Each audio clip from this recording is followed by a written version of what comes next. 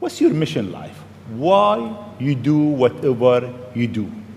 In terms of the motivations, I guess the sort of kind of a long version of the explanation, but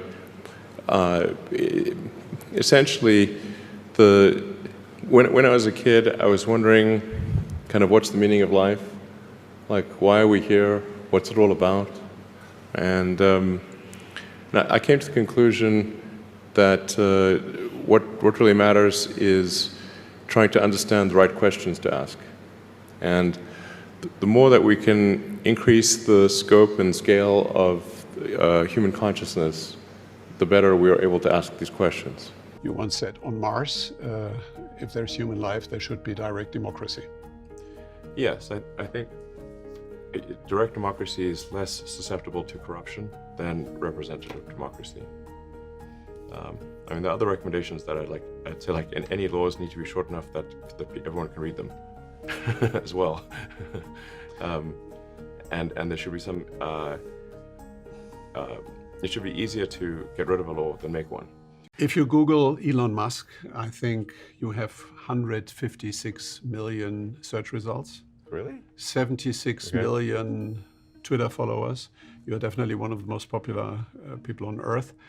Is popularity a pleasure or a liability for you? Well, it makes it difficult to go buy a coffee at the corner store, that's for sure.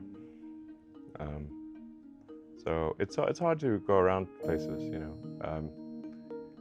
I used to be able to just, you know, go to the store or walk down the street, and now it's quite difficult to do that. It's hard for me to go to a restaurant, and if I do, I just try to find a corner table and that's kind of dimly lit or something where I can sort of stay out of the way. All right, last question. 3 pieces of advice to entrepreneurs. What are your 3 pieces? I'm an entrepreneur, so you can share them with me. Okay. How would you advise me? Well, first of all, I really need to give some thought to like, how can I provide advice that would be most helpful? And I'm not sure I've given enough thought to that to give you the best possible answer. But I think certainly being focused on something that you're confident will have high value to someone else, and just being really rigorous in making that assessment, because people tend to, a natural human tendency is wishful thinking. So a challenge for entrepreneurs is to say, well, what's the difference between really believing in your ideals and sticking to them versus pursuing some unrealistic dream that doesn't actually have merit. And growing up in South Africa, it was very technology oriented, and I taught myself how to program computers, mostly because I wanted to program games. And when I was about 12, I sold my first game, and whenever I'd read about technology and great innovation, it was coming from the United States, and so it was that's where I wanted to be. And I tried to convince my parents to move there, and neither of them would. They were divorced. I tried my mother, I tried my father, neither would do it. My mother later moved back to initially Canada and then the U.S. And so when I was 17, as soon as I got my Canadian passport, 3 weeks later I was in Canada. Like there are many more ways to fail than to succeed. So you have to explore. Particularly like for a rocket, there's like 1,000 ways a thing can fail, and like one way it can work. So you could have a lot of rocket failures to explore all the ways in which it could fail. I think being a multi-planet species and being out there among the stars is important for the long-term survival of humanity, and that's one reason. Kind of like life insurance for life collectively, life as we know it. Right. So you need to be sort of very rigorous in your self-analysis. I think certainly extremely tenacious, and then just work like hell. You just have to put in 80 to 100-hour weeks every week. Gosh. And That's then a lot of work. Do you feel lonely? There are times when I feel lonely, yes. But I think it's pretty basic. Like if I'm, say, working on the Starship rocket down at South Texas, and I'm just staying in my little house by myself, especially if I forget my dog. If my dog is not with me, then then I feel quite lonely because I'm just in a little house by myself with not even a dog.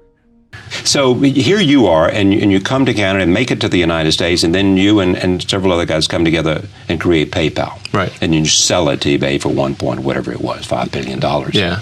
So after PayPal, that gave me a fair bit of capital, and there were three areas. When I was in college, there were three areas that I thought would most affect the future of humanity. And those were the internet, the transition to a sustainable energy and transportation sector, and the third was space exploration, in particular the extension of life to multiple planets. Now, I didn't ever expect to be involved in the third one, but that seemed to me that's something that would be very important for the future. And with the capital that I got from the sale of PayPal, I was able to go into both those areas. And so hence SpaceX and in the space and then in the sustainable energy and transportation, you've got SolarCity and Tesla. Could you imagine that one day we would be able to download our human brain capacity into a Optimus? Yes. I think that is, I'm not saying this is, I think it is possible, I think, to do that. It is possible. Which would be a different way of eternal life, because we would also download our personalities into a body. Yes, we could download the things that we believe make ourselves unique. Now, of course, if you're not in a body anymore, there's definitely going to be some difference there, But as far as preserving our memories,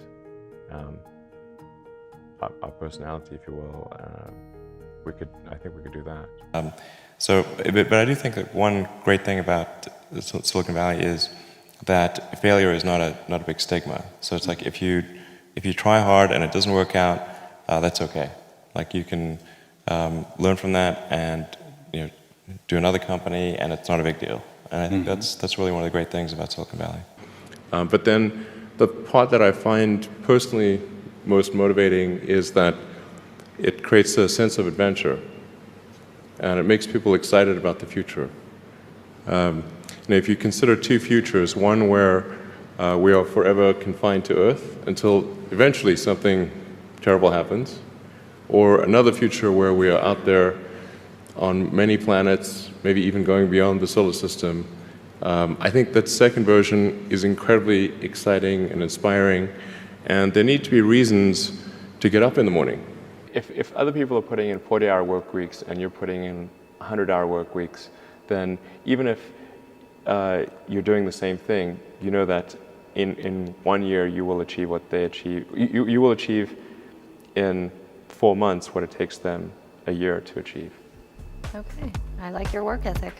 So, all right. Can love for projects, for work, compensate love among people? I think love of work, in my experience, can at best make one halfway happy. Perhaps that's your biggest hope, to be really in love. I have been in the past. I try to be as literal as possible. I would be happy if humanity has a self-sustaining city on Mars, because then the probable lifespan of humanity is much greater. I think we really just got this,